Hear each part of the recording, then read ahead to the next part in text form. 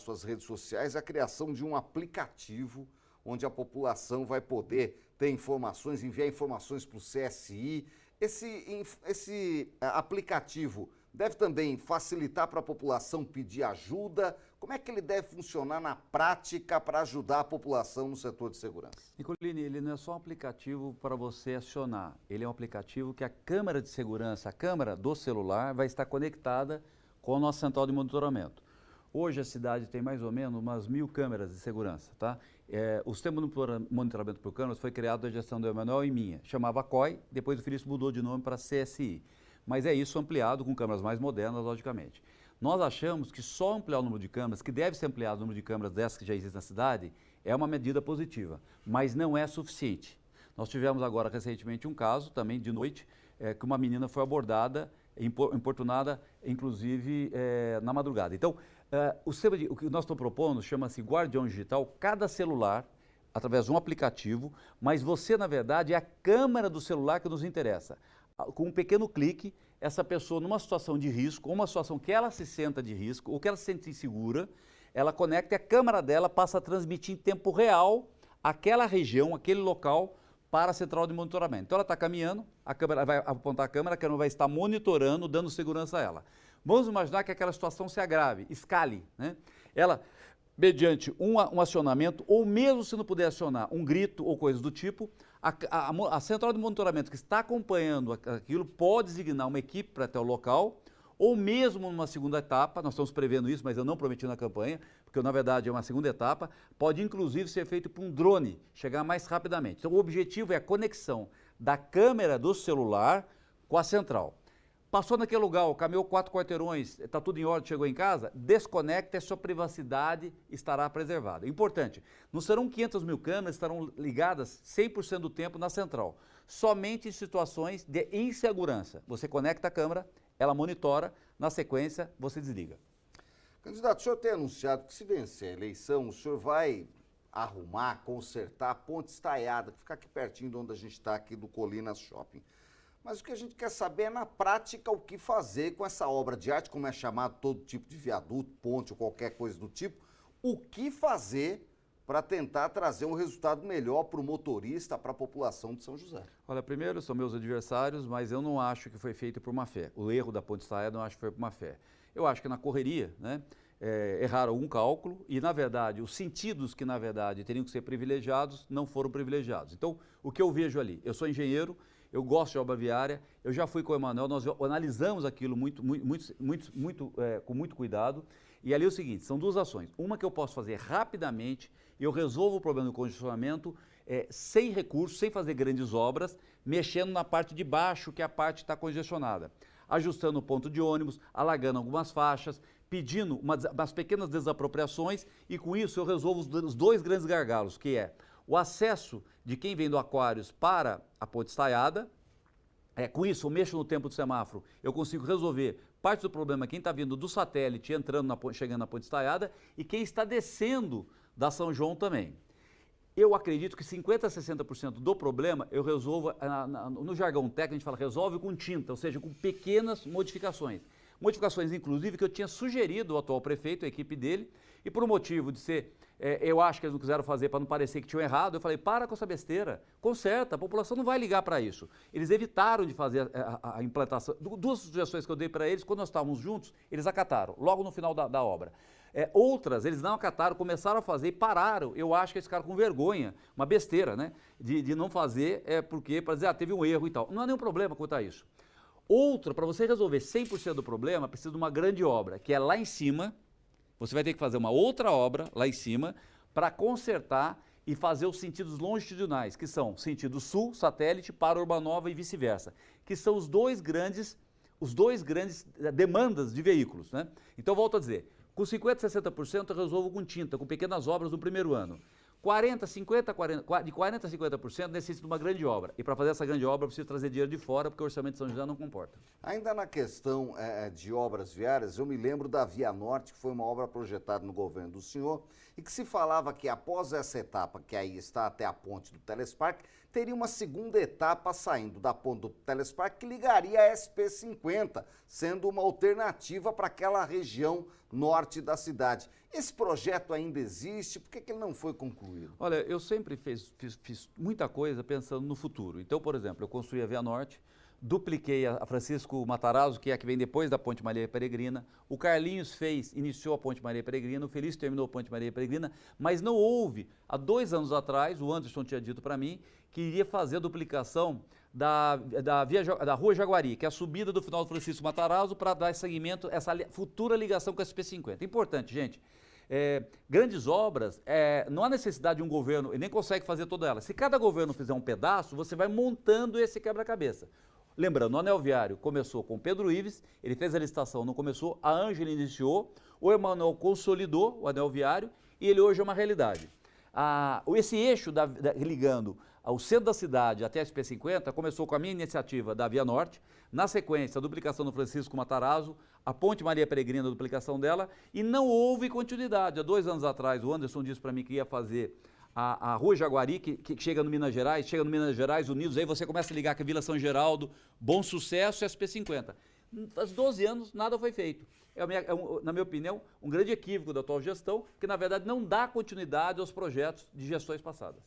Prefeito, o Centro Pop, aqui em São José dos Campos, ele por muito tempo ficou próximo ao terminal rodoviário intermunicipal, a rodoviária nova, como é conhecida, trouxe muito transtorno para aquela região do Jardim Paulista e adjacências. Hoje o Centro Pop foi tirado de lá, mas deixou ali ainda muita gente que chega em São José, que sai de São José, que não tem para onde ir, e aí se mistura um problema social com um problema de segurança pública e do uso de drogas.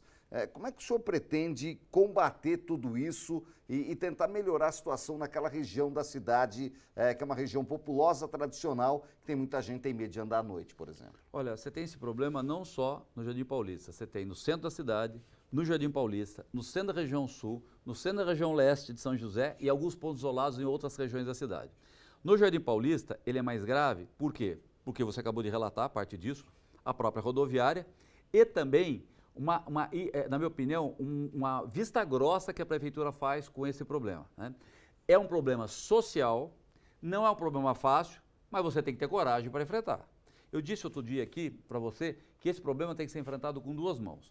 Primeiro, com o problema social, humanitário. Então, primeiro, todas as pessoas que precisarem de ajuda têm que ser ajudadas. E não foi isso que eles fizeram. Eles cortaram metade das vagas, de 40% a 50% das vagas, das entidades que cuidam de dependentes químicos e impediram que Joseense pudesse usar para transferir da Cracolândia de São Paulo. Por quê? O Anderson quis atender um líder do partido dele que estava queimado em São Paulo, estava sendo pressionado em São Paulo, e ele aceitou, se omitiu quanto a isso, né? Ele poderia ter dito, não, eu sou o prefeito de São José, eu não vou permitir isso, vaga de São José, primeiro para São José. Se sobrar vaga, não há nenhum problema da gente atender humanitariamente outra cidade. Não tem sentido você, joseenses, dependentes químicos precisando de tratamento e você travar as vagas. O que acabou acontecendo? Como não teve vaga suficiente para os nossos dependentes químicos, agravou o problema em São José, né? Então, isso é uma responsabilidade da prefeitura de não liderar o processo. Um prefeito irresponsável pode falar assim, não, é a culpa do governo do Felício que mandou para cá ou tal. Não importa. Um prefeito tem que liderar e falar assim, olha, esse é problema meu, eu vou resolver. Eu não causei o problema, mas vou resolver. Eu vou enfrentar isso no primeiro ano. Primeiro, uma mão humanitária. Todos de São José que precisarem de ajuda terão. Agora, ninguém, repito, vai ficar na rua assediando, usando drogas, fazendo roubos e furtos no centro da cidade ou no centro dos bairros. Isso é inadmissível e eu não vou permitir. Vamos falar de funcionalismo público. A máquina ela é grande em São José dos Campos, é a maior cidade da região metropolitana, tem milhares de trabalhadores. O senhor fez uma mudança no plano de carreira em 2011, quando o senhor era prefeito de São José. Houve outra mudança depois em 2019, mas a mudança feita pelo senhor na época recebeu muitas críticas de que tirava direitos dos trabalhadores. O que o senhor pretende fazer para o funcionalismo público e para a máquina que hoje tem milhares de trabalhadores?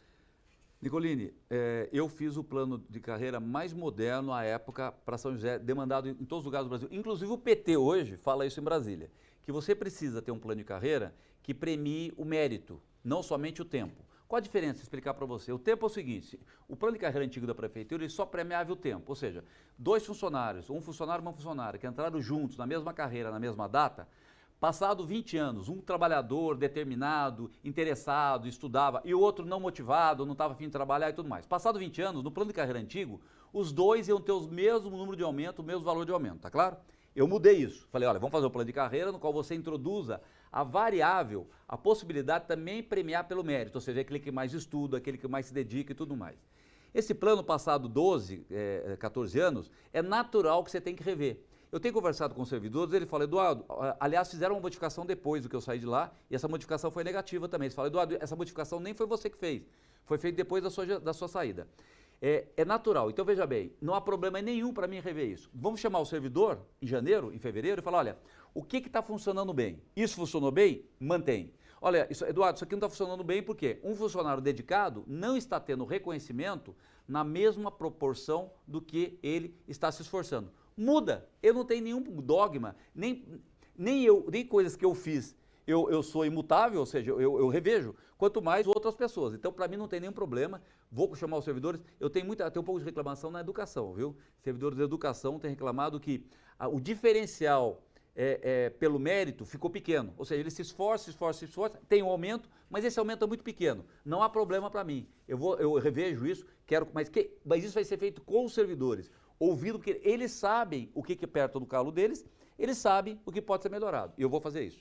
Falando de educação, que é um assunto que mexe com toda a cidade, eu gostaria de saber, além dos cursos do CEPAS, da Fundas, que hoje fazem muitas vezes um outro período para os estudantes regulares, oferecem cursos profissionalizantes, quais os projetos que o senhor tem? Há a possibilidade de se ampliar esse tipo de ação e, mais do que isso, ensino infantil e ensino de creche para as mães que trabalham. Qual que é o projeto do senhor? Vamos lá, educação. Eu tenho dois projetos também na educação, a saúde e a educação. Eu mesmo vou cuidar desses dois grandes programas.